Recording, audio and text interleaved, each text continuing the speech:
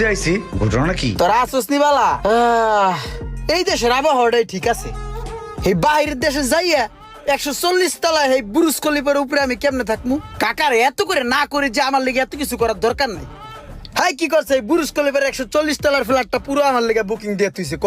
এখন কেমন থেকে এই এমার্জেন্সি এখন আমার যাইতে হবে দুবাই। কাকা আর একটা কি কাম করছে জানিস নি? কাকাই পুরো পাগলা পাগলি হয়ে গেছে গা।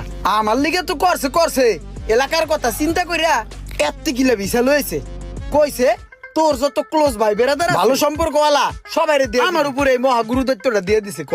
এখন আমি এই বিশ্বস্ত ভাই বেরাদার গুলা কই পাবো? এতগুলো ভিসা আমি কোথায় দিমু? আচ্ছা যাই হোক বাদ দে। ওই তোরা জানি কয়টা পাবি? কাকাই আমারে কইলো কি এলাকায় যে কয়দিন আসছো সেই খুচরা টাকা কটা ভাঙ্গিস, ফল ফ্রুট কিনা খাইস। এখন তাহলে ই করি তুই জানি কয়টা পাবি? তোকে সবাই আমি টাকা বাড়াই বুড়াই দিতেছি 1000 করে। বন্ধু স্টপ।